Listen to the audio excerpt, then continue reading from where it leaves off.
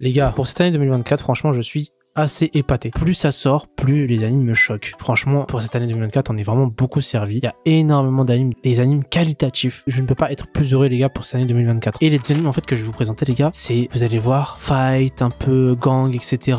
Vous allez voir, les gars. Je vous en dis pas plus, vous allez voir. Mahmoud, lance le générique, s'il te plaît.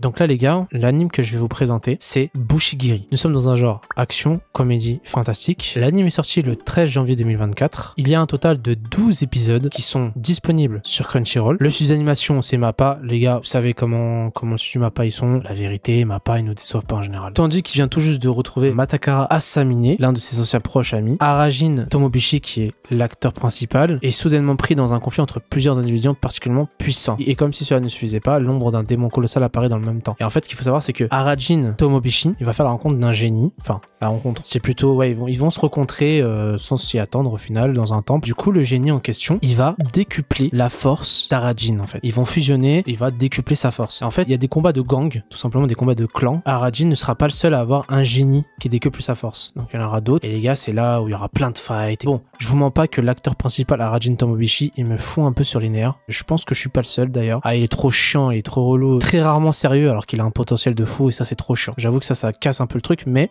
franchement dans l'ensemble, je kiffe. Donc n'hésitez pas à aller le voir les gars.